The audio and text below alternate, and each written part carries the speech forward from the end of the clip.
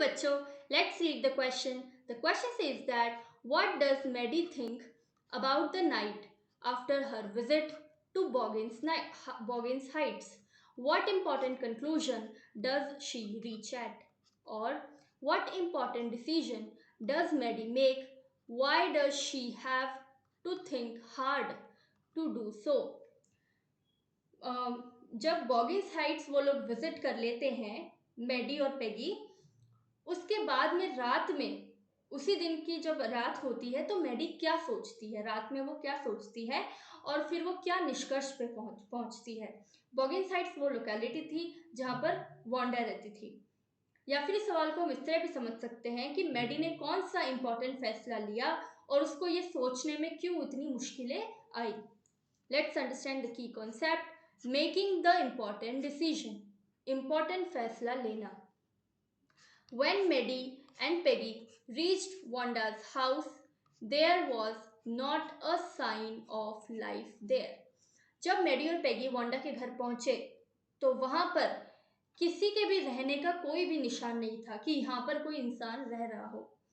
Peggy knocked firmly on the door, but there was no answer. Peggy ने बहुत ही आराम से दरवाजे को नॉक किया लेकिन कोई भी जवाब नहीं मिला।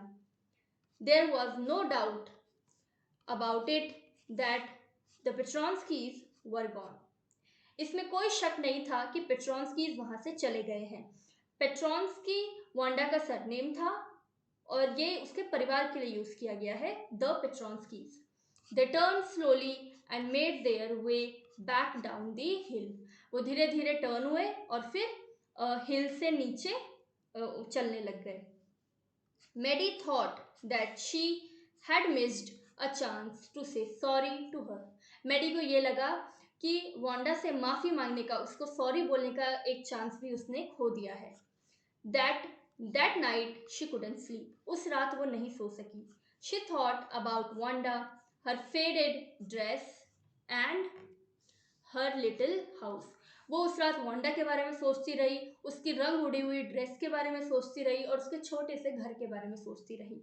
At last, Maddie thought really hard and decided that if she ever heard anybody picking on someone because they were funny looking or had strange names, then she would speak up. She would never make anybody else unhappy again. फिर आखिरकार Maddie ने बहुत ही ज़्यादा सोच समझ के विचार विमर्श करके उसने ये फैसला लिया कि अगर मैंने अब कभी भी सुना कि कोई किसी पे पिकिंग ऑन कर रहा है। पिकिंग ऑन का मतलब क्या होता है? जब हम किसी एक इंसान को पकड़ लेते हैं और बस उसी का मजाक बनाए जाते हैं। तो अगर कभी भी उसने किसी ऐसे इंसान को देखा जिसका लोग मजाक उड़ा रहे हैं क्योंकि वो फनी लुकिंग है, वो मजाकिया दिखता है या फिर उसका अजीब सा नाम है, तो अब वो चुप नहीं रहेगी, अब वो बोलेगी और वो आज के बाद किसी भी इंसान को दुखी नहीं करेगी। Hope you understood the question well. Best of luck. Thank you so much.